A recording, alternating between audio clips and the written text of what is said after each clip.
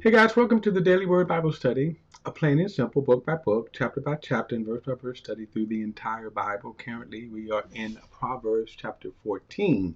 So we're going to get right to it as we hear these spoken words of wisdom. All right, so chapter 14, verse 1 says, "Every wise woman builds her house, but a foolish one tears it down with her own hands." So true. Now, he puts, notice too, and again, this is the mindset of the times. Women did not have equal status with men, the product of Eve's sin. Okay, so that you go back to, that's where it starts. So that's why it pretty much says every wise woman builds her house, because the woman was the primary caretaker of the house. The men basically sat in the city gates, chewed the fat, took care of city government. But the women were the ones who built the homes, took care of the homes. They were the housekeepers. They ruled the house in that respect. Men did not really care. He just came home, ate, whatever. He didn't care about design and all that kind of stuff. Now, he says that every wise woman builds her house, then, for that matter. Then, in other words, a woman with wisdom would build her house, but a foolish one would tear it down. Verse 2, "Whoever lives with integrity fears the Lord, but the one who is devious in his ways despises him. The proud speech of a fool brings a rod of discipline, but the lips of the wise protect them." We talked about the rod in chapter 13. I'm not going to belabor it here. I will wait for another one. But notice the term rod, again, there are two applications to this word rod. It is the actual rod. In fact, I think if you think about one of the more, within the last few years, North Korea, I believe, employed this. It's called caning, and American citizen was caned. By the way, this is kind of a good example of this, because this young college student went to North Korea, of all places, and um, he did something foolish, and then he ended up going to jail. But then one of the things that too, where they had this public display where they caned him. They still do that, like in North Korea. But it said the rod, it was a disciplinary measure, but it was used with a actual rod. Again, we would call it caning. But his foolishness is what got him into that, being a stone fool. Now, like I say, in another case, there was one who actually went and started tearing down pictures of the leader of North Korea. He ended up going to jail, and it actually ended up dying. But again, foolish acts. The Americans who think they are in America, when they go to some of these countries ruled by dictators. Enough said on that. Verse 4, "Where there is no oxen, the feeding trough is empty. But the abundance of harvest, but an abundance of harvest comes through the strength of an ox." Okay, got to appreciate that if you're a farmer. Verse 5, "An honest witness does not deceive, but a dishonest witness utter lies." By the way, we have that all the time. "A mocker seeks wisdom and doesn't find it, but knowledge comes easily to the perceptive. Stay away from a foolish man. You will gain no knowledge from his speech." Oh boy, I could apply that to some government officials. Enough said. Also, just a lot of foolish people. Notice this: stay away from a foolish man. You will gain no knowledge from his speech. Verse 8, "A sensible man's wisdom is to consider his ways, but the stupidity of a fool deceive him." Fools mock. Fools mock at making restitution, but there is goodwill among the upright. Now notice, it's funny that he called those who do not want to make restitution fools. A lot of ways I can go there. Verse 10. The heart knows its own bitterness, and no outsider shares in its joy. The house of the wicked will be destroyed, but the tent of the upright will stand. The way this seems right to a man, but its end is the way of death. Now, that's a foolish person. Notice when he says there is a way that seems right to a man, but he doesn't realize the way in its end it is death. There are a lot of people who think they are right, and they're just dead wrong, pun intended. Verse 13. Even in laughter a heart may be sad, and joy may end in grief. The disloyal one will get what his conduct deserves, and a good man what his deeds deserve. Now again, remember these proverbs or any kind of statements in scripture that's in a sense general. In other words, they don't apply in every situation. And certainly a statement like this is true. Every word of God is true. But he is not saying that it applies in every circumstance, because we know that good people certainly don't always get what they deserve. Verse 15, the inexperienced one believes anything, but the sensible one watches his steps. So true. I keep saying this because in my mind, certain things that's playing out in our culture where this is so true. People just believe anything. Anything. Person can simply say fake news and watch this, they believe it, okay? Hint, hint. Verse 16. A wise man is cautious and turns from evil, but a fool is easily angered and is careless. So again, when you become wise, you're going to get to a place. And again, this wisdom doesn't mean that you're the epitome of a philosopher.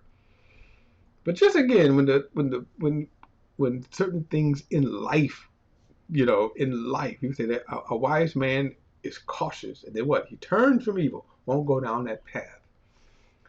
Verse 17, a quick-tempered man acts foolishly, and a man who schemes is hated. Notice this, a quick-tempered man acts foolishly. I said this in chapter 13, how road rage, think about just road rage. Think about domestic, right, arguments, how quick-tempered. All of these things, like I say, there's so many applications to this. It's hard to not want to just explore them all. But again, the statement itself stands alone. A quick-tempered man acts foolishly. Some end up dead. Some end up in jail. Some end up in divorce. Some end up broke. We can go on and on and on. Verse 18. The inexperienced. Oh, I gotta say this. Think about some of these basketball players, sports players. Let me, because it's more than just basketball. Sports, quick-tempered in their careers, actors in their careers. We can go on. All right. Verse 18: the inexperienced inherit foolishness, but the sensible are crowned with knowledge. The evil bow before those who are good, the wicked at the gates of the righteous. Again, not always true. In other words, it's not meant, but it does happen. Okay. But we also see a lot where it doesn't happen. Verse 20, a poor man is hated even by his neighbor, but there are many who love the rich. That is so true. Let me just again, I can say there's so many applications to these words of wisdom here. Think about this. Just think about the homeless situation right now, how they're hated. And yet people love the rich who will not do them good. The rich who will do more harm. A lot of times the rich could be the cause of the poor when they close down plants, lay off people for profit's sake. Verse 21, the one who despises his neighbor's sins, but whoever shows kindness to the poor will be happy. Don't those who plan evil go astray, but those who plan good find loyalty and faithfulness? There is profit in all hard work, but endless talk leads only to poverty. The crown of the wise is their wealth, but the foolishness of fools produce foolishness. All right? The truthful witness rescue lives, but the one who utter lies, the truthful witness rescue lies, but the one who utter lies is deceitful.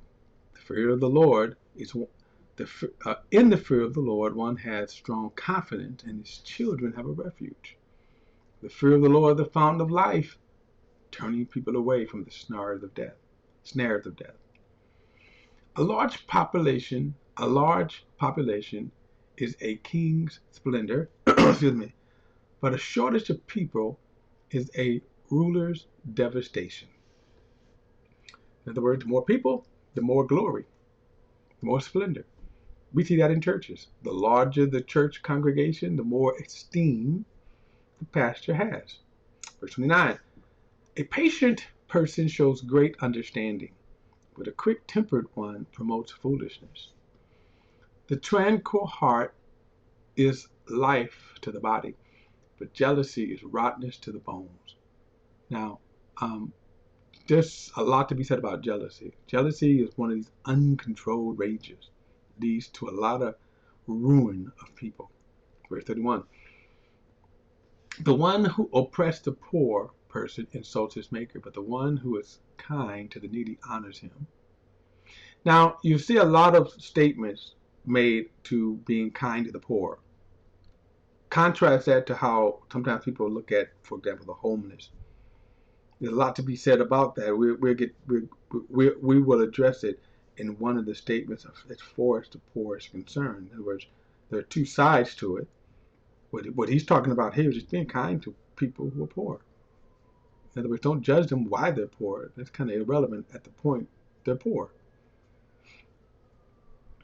Verse 32, the wicked one is thrown down by his own sin. But the righteous one has a refuge in his death. Wisdom resides in the heart of the discerning. She is known, even among fools. Righteousness exalts a nation, but sin is a disgrace to any people. A king favors a wise servant, but his anger falls on the disgraceful one.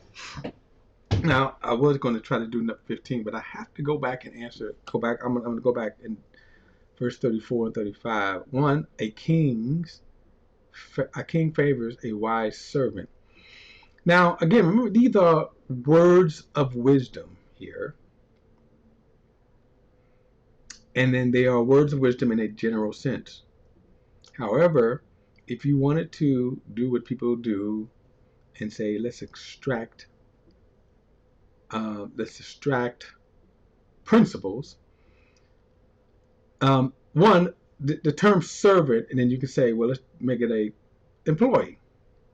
But notice he says a king, right? And then, or a boss, or, employer. Favors a wise servant. That is true. And the way that could be translated is that if you're making people money, preserving the business, okay. That's why it says the king favors a wise servant. And I'll say this too, barring not our general state of economy, because sometimes when layoffs happen, they happen to both good and bad. But outside of that, job security. A wise servant, you can say, is job security. But I want to look at verse 34. Righteousness exalts a nation, but sin is a disgrace to any people. Now, you're having this thought right now raging in our culture today. One of the thoughts is, you can almost say, Christian nationalism, or the ideal that America is a Christian nation. Now, some will say America is a Christian nation that's slipping away. But the principle itself here says righteousness exalts a nation. So you think about nations that are righteous and, let's say, are following in a right path. They're prosperous nations. Now think about nations that are not. Notice he said sin is a disgrace to any people. I'll get to the sin in a moment, but think about nations, and it always amazes me. Like Russia is not, when you would think Russia certainly is one where sin is disgrace. Like it's leader right now. Look at North Korea. You look at North Korea. I, I'm always amazed that if I'm the leader there and I'm looking at, you go on Google Maps, I think you can probably find this picture where you see North and South Korea. And almost immediately you can see where the dividing line is, because South Korea is a prosperous nation. They do okay. I'll say this about South Korea. America and South Korea reported their first case of COVID. Okay, on the same day. The first reported case of COVID. South Korea and North Korea reported on the first day. Now, look at the outcomes. Righteousness, not, and sin. Righteousness, food. Wise, a fool. Nation fared better, ours didn't. North Korea, look at the map. You see how it's lit up, and then North Korea is practically dark. What I kind of amazed mostly about that to me is how, if I'm the leader, I think to myself, how come our nation not like that? But of course, a lot of them are fools. A lot of them are sinful, evil people. That's why. Now, as far as our nation is concerned, we are sliding more and more. Okay? We are sliding more and more away from, let's say, our Christian thought.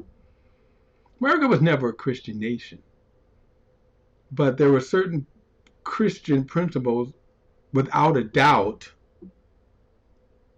that guided us. Slavery, of course, is the sin they certainly would like. Slavery is like when David committed his adultery. You'd be like, oh man, I wish I didn't have to talk about that, right? Yeah, David was a great king. Yeah, he was a great king. He was a perfect king if you didn't count the Bathsheba incident. America, a great nation if you don't count its 400 years of slavery. Slavery and Jim Crow. Okay, but for the most part, still, because of the Constitution is why slavery was able to be abolished. And that's despite the people who wrote the Constitution. Okay? So when you look at a nation where sin begins to thrive, notice he said it is this disgrace. It is also the ruin. But notice righteousness exalts a nation. Now be very careful about how you attach that to America. America's rise to power in and of itself was not because of its righteousness. I'll just leave it at that, because you could begin to. America primarily rise to power. They got bigger bombs. Okay? And I will say that part of America's exaltation as well was because of that they did have righteous laws, righteous principles. Okay? There are some problems depending on who's in authority. But anyway, righteousness exalts a nation, but sin is disgrace to any people. So that if a nation, any nation, by the way, was just trying to seek that principle, it would be a good nation. And there are some today who are like that. Now I'll say this: don't have one sin. So a lot of times what today is going on is you have Christians who focus on one sin or one set of sins, but they don't focus on the other part of sins. And okay. Don't forget to like and share this video and subscribe to BP The Bible Perspective. And as always, if you ever thought a comment, add it to the comment section below. All comments are welcome. See you in the next study.